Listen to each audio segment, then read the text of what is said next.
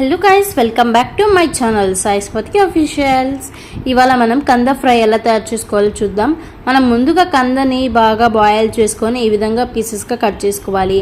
కందతో ఎటువంటి రెసిపీ చేసినా మనం ముందుగా కందని బాయిల్ చేసుకోవాలి, లేదు అంటే మనకి ఇన్ఫెక్షన్ వస్తుందన్నమాట.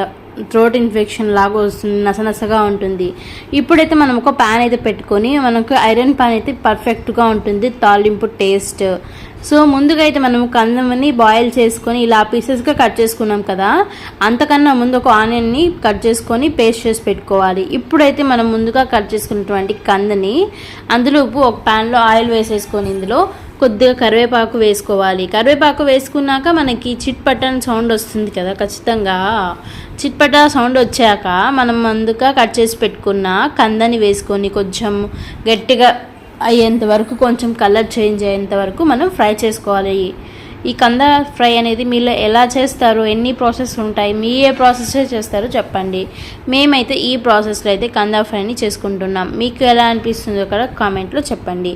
ఇక్కడైతే కరివేపాకు అనేది కొంచెం చిట్పట అన్న తర్వాత మనం కందని వేసేసుకొని బాగా ఫ్రై చేసుకునేసి లాస్ట్లో మనం కలర్ చేంజ్ కొంచెం గట్టిగా అయ్యాక మన ఆనియన్ పేస్ట్ని కూడా వేసుకొని బాగా ఫ్రై చేసుకుంటే కంద ఫ్రై రెడీ అయిపోతుంది.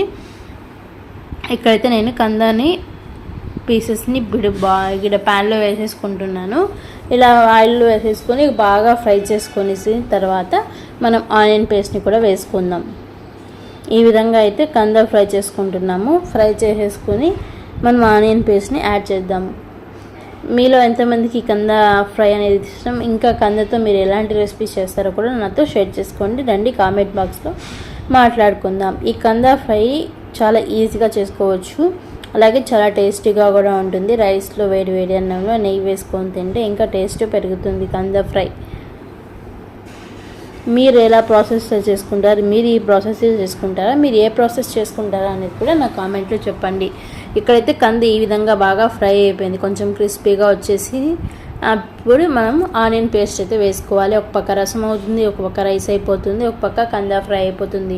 మరి మీ ఇంట్లో ఇవాళ లంచ్ స్పెషల్స్ ఏంటో కామెంట్ కూడా చెప్పండి. ఓకే, ఇప్పుడైతే మనము ఆనియన్ పేస్ట్ అయితే వేసేసుకున్నాం కదా, ఆనియన్ పేస్ట్ బాగా ఫ్రై చేసేసుకోవాలి. ఈ విధంగా ఇది కూడా కొంచెం బాగా డ్రై అయిపోవాలి అనమాట, అలా పచ్చివాసన పోయి బాగా ఇది కూడా ఫ్రై అవ్వాలి.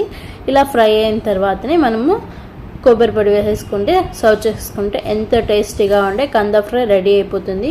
లాస్ట్లో సర్వింగ్ బౌల్లోకి తీసేసుకున్నాక కొత్తిమీర కరివేపాకుతో సర్వ్ చేసుకుంటే ఈజీగా ఎంతో టేస్టీగా కంద ఫ్రై రెడీ అయిపోతుంది.